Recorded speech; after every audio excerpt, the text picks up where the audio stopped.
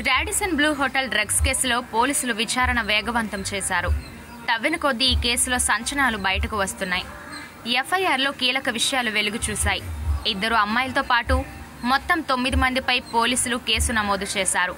వ్యాపారవేత్తలు గజ్జల వివేకానంద్, అబ్బాస్, కేదార్నాథ్, సందీప్, సెలబ్రిటీలు శ్వేతతో పాటు లిసి, నీల్ పైన కేసు నమోదైంది.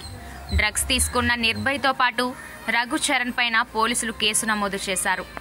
అబ్బాస్ దగ్గర వివేకానంద డ్రగ్స్ కొనుగోలు చేసి తన స్నేహితులతో పార్టీ చేసుకున్నట్లు తేలింది. వీళ్ళంతా కొకైన్ పేపర్లో చుట్టి డ్రగ్స్ తీసుకున్నట్లు గుర్తించారు పోలీసులు.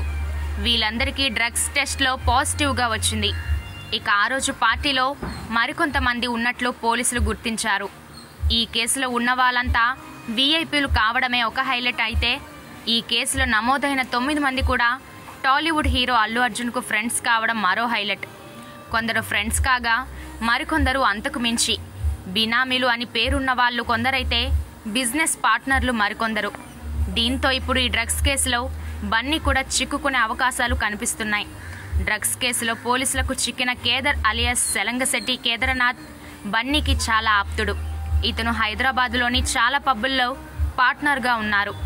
Hi-Life, Jubilee 800, Buffalo Wild Wings పబ్బుల్లో కేదార్నాథ్కు పార్ట్నర్షిప్ ఉంది. ఇక్కడ హైలైట్ ఏంటంటే బఫేలో వైల్డ్ వింగ్స్ పబ్కు అల్లు అర్జున్ బ్రాండ్ అంబాసిడర్గా ఉన్నారు.